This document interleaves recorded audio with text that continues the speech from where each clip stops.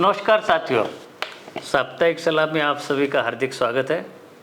साथियों, इस साल के मई महीने से हम आपके साथ में प्रत्येक सप्ताह उपस्थित हुए, आपके साथ में चर्चा करी।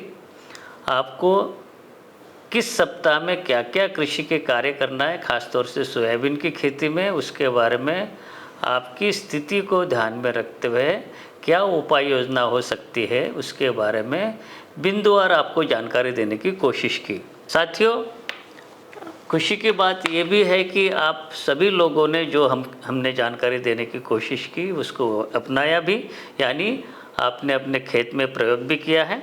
साथियों, चूँकि अभी सोयाबीन की फसल कटाई की स्थिति में है, इस सप्ताह हमें क्या करना चाहिए इसके बारे में इस अंतिम साप्ताहिक सलाह में आपको जानकारी देने का प्रयास करेंगे। साथियों, जहाँ पे हमारी सोयाबीन की फसल है दाने भरने की स्थिति में है, जब पूरी 90% सोयाबीन की फलियाँ पीली पड़ जाए तब इसको काट ले, और जब धूप का मौसम हो तो अधिक दिन तक अपने खेत में उसको ना रखें, इसकी कटाई कर ले तुरंत और उसको इकट्ठा करके अपने सुविधा अनुसार रख दे। बाद में इसकी जब भी आपको समय मिले इसकी गहाई कर ले।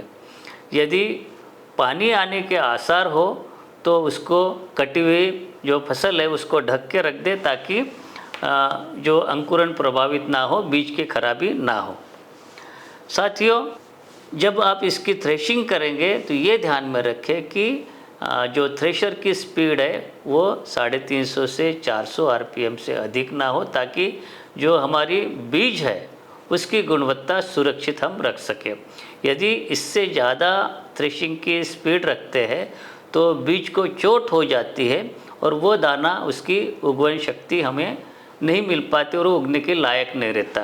तो ये कोशिश करें कि बीज के लिए जो हम गहाई कर रहे हैं उसकी थ्रेशिंग 350 से 400 आरपीएम पर ही करें और अपने बीज को सुरक्षित रखें।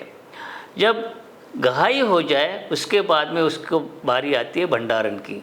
तो भंडारण से पहले अपनी जो सोयाबीन है उसको अच्छी तरह से धूप में 2-3 रोज सुखा सकते हैं, और उसके बाद में जो HDPS बैग है या गनी बैग है उसमें भर के रखें। और जब आप भंडार गृह में रखते हैं तो 2-3 चीज़ें ध्यान में रखें। भंडार गृह हवादार हो, यानी वहाँ पे हवा का संचार होता हो, नमी ना रहे, खास तौर से दीवारों में नमी ना रहे या फ्लोर पे भी नमी ना रहे, जिससे क्या कि फफूंद लगने की समस्या हो सकती है। और जब आप भंडार गृह में सोयाबीन को रखते हैं तो ये चीज़ ध्यान में रखें कि ज़मीन से बिल्कुल संपर्क में ना रहे, यानी कि फ्लोर जो है उसके ऊपर कोई एक प्लेटफॉर्म बना ले लकड़ी का या किसी और चीज़ का, और उसके ऊपर सोयाबीन के बोरों को रखें। और यदि आप सोयाबीन को रखते भी हैं तो एक से ऊपर एक, तो 4 बोरे से ज़्यादा की थप्पी ना लगाएं। उससे अगर ज़्यादा बोरा ऊपर रखते हैं तो सबसे नीचे वाला सोयाबीन की बैग है उसका अंकुरण खत्म होने की संभावना रहती है। अगर आपके पास पर्याप्त जगह हो तो बोरों को खड़ा रखें, तो इससे बीज हम सुरक्षित रख पाएंगे, उसकी गुणवत्ता सुरक्षित रख पाएंगे।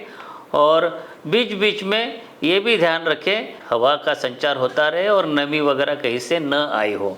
तो साथियों, ये थी इस साल की अंतिम साप्ताहिक सलाह, और अब हम मिलेंगे अगले साल मई माह के दौरान। हम फिर से आपके साथ में उपस्थित होंगे प्रत्येक सप्ताह इसी प्रकार से साप्ताहिक सलाह लेकर।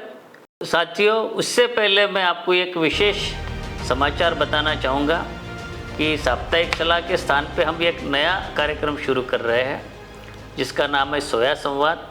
सोया संवाद में हम बात करेंगे किसानों के साथ में, सोयाबीन के वैज्ञानिकों के साथ में। आप सभी को सोयाबीन के अच्छे उत्पादन के लिए बहुत बहुत शुभकामनाएं। नमस्कार।